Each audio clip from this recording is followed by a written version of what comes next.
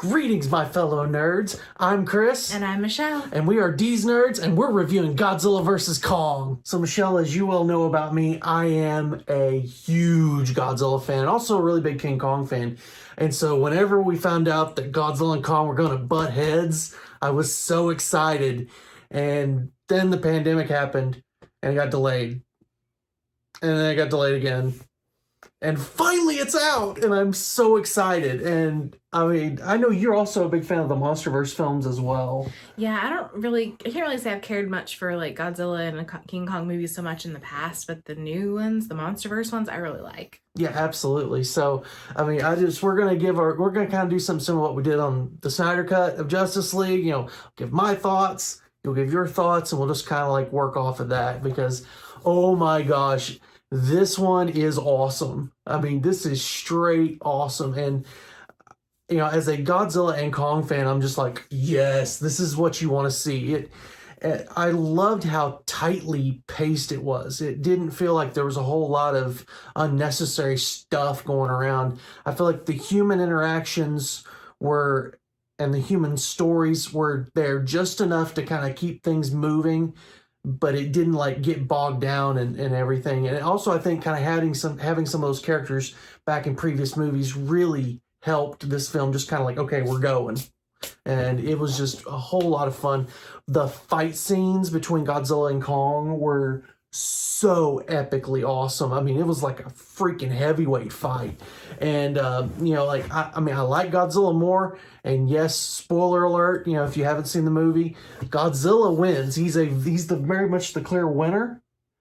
But, you know, Kong is so awesome as well. And, you know, basically, Kong's the whole reason why Godzilla wins at the end anyway. And so, like, you know, and another thing that really I loved, and because, you know, we've had King Ghidorah, we've had Rodan, we've had Mothra, which have been great, but the one they've been missing, and my favorite baddie of them all, is finally here, and they introduced Mechagodzilla, and it's a great interpretation. I loved, you know, like in like the 70s, it was more of like an alien race controlling him, and in like the 90s and 2000s, it's kind of like Japan, you know, using him to kind of combat Godzilla. And in this, it's a corporation because really Godzilla is uncontrollable. So they want to take out Godzilla and have something in their corner that they can control. But then they're using the Ghidorah skull from the last one, and basically it goes rogue. And so kind of this whole thing underpinning of like you can't control nature no matter what you try, and man's not really in control. And it's just the fights, especially that last scene, that is so brutal. I loved it so much. I mean, I can't say enough good things about this. I mean, just everything about this film is just perfect for me.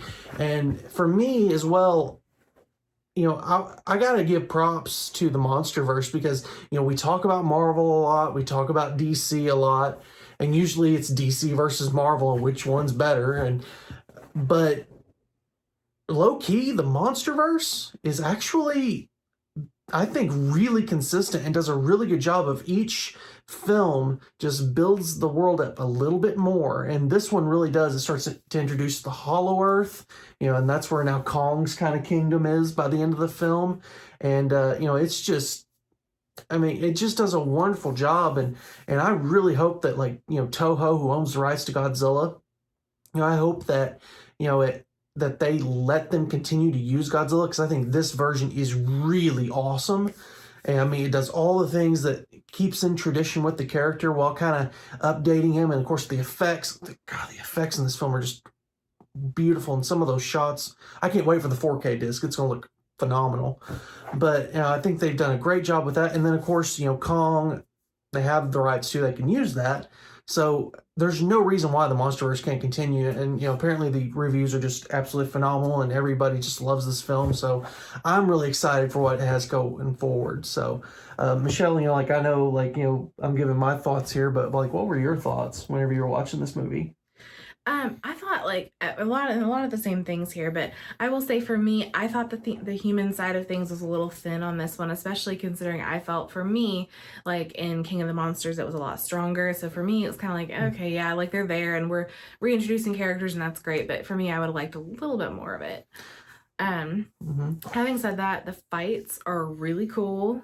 there is serious mass destruction. Poor Hong Kong. Can we talk about that night, like that night fight between Godzilla and Kong? Yeah, when we did the trailer reaction for this, I speculated like maybe it was Tokyo, but it turns out it was Hong Kong. But I mean, it's nothing but a bunch of like neon lights and bright colors and all this like crazy stuff going on, and then you've got Godzilla and King Kong in the middle of all of it, and it's just really, really cool visually. Yeah, and I was just stunned by the effects work that's done in this film, the CGI. I mean, Kong and Godzilla both are basically they're they feel pretty real, and I think they do a great job in this film in giving both Kong and Godzilla, distinct personalities and also distinct fighting styles. I mean, there's at one point where Godzilla is just straight thrashing King Kong at one point. And so, like, I know it was, for me, that was really interesting that they gave them personalities. Well, yeah, and then there's the whole thing with Kong and the little girl, which is a really cool dynamic. And she was supposed to have been like one of the last of the like indigenous people from Skull Island. I called that in the trailer reaction, by the way.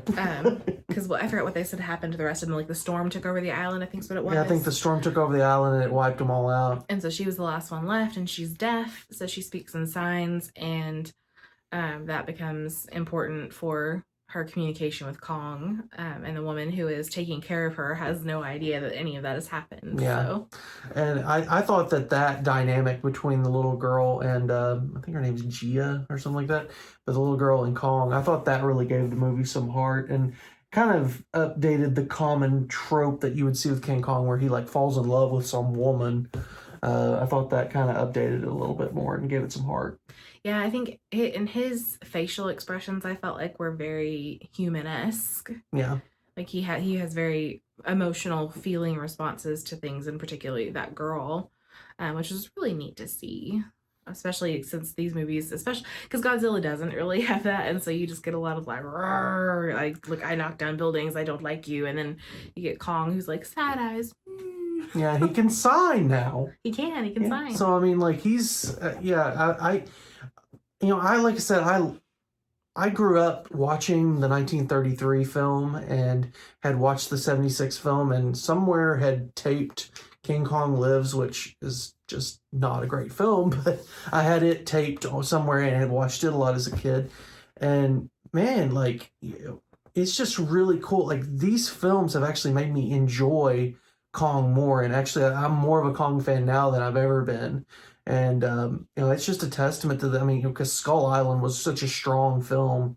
And, I think it's still I think the highest grossing one of all of at least the previous three. But man, they've done so good with Godzilla, and as amazing as they've done with Godzilla, they've done well with King Kong even more. And even Godzilla has a little bit of a personality, and there's like even at one point, very specific point in the film where like he basically like grins because he hit Kong with his fire breath, and and I just kind of like the idea of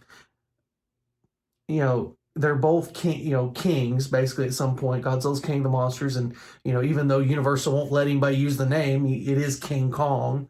But I just love that.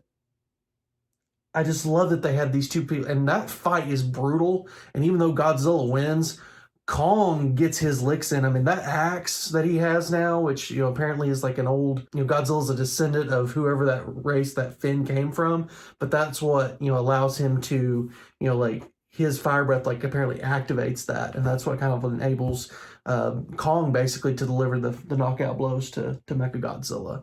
So this is one I definitely want to watch again. Charlotte, she was part of the trailer reaction, and we were so excited to watch this, and then she fell asleep like halfway through and just knocked out. So we don't really have a final score from Charlotte on this one. But I'm excited to see where they go next. Mm-hmm. Overall, as a film, I still like King of the Monsters better for me. Mm-hmm. But King Kong made this movie. Yeah. Kong was the best part for me. So absolutely. And I just appreciate that they let Godzilla kind of be the baddie in this one, because he has this thing of being willing to kind of switch sides. The thing is, like, they play it that way, but it's kind of not that way. Yeah. They do a great job with it. I think this was done great. Yeah, like he has a purpose for what he's doing, although they don't realize it initially. Which that plays into how Millie Bobby Brown's character comes into the story because she's gotten into very like the very conspiracy theory side of things, listening to this podcast, and so that's kind of how she gets drug into the story this time. And I don't know who the actor is that does the podcast, but he was funny. really funny. I mean, it was great, and I mean, I don't know. I'm still just like in a fog over how much I love this film because it was just so fun. I literally spent the whole last half of it going, yeah, like just like everything is like a fist pump moment because it was so cool, and I'm gonna watch this like 10 more times probably because it's everything that you ever wanted because I can understand, although I don't necessarily agree with it. Like I understand Godzilla 2014, what they were setting out to do and kind of like really trying to tease it and then having the big payoff at the end, which it's a great payoff. And then Kong Skull Island did very well. I think there were some great fight scenes in that. King of the Monsters definitely kind of moved a little bit more in that direction, but they still had a lot of cutaways going back and forth. If you want to see 2 hours and big time fight scenes between two monsters in glorious CGI, this is the film for you. I mean, if you want something that's like really smart and like you feel like you can watch your film and like have your pinky out and be like, I'm a film person, look at me. If you want to be that guy, this isn't the film for you. Is somebody out there doing that? I don't know, probably. There's probably like the one guy going, this guy's a real stupid moron for making fun of me. But still, watch the film. It's fun. It's on HBO Max. If you're able to go to the theater and be safe, please do so.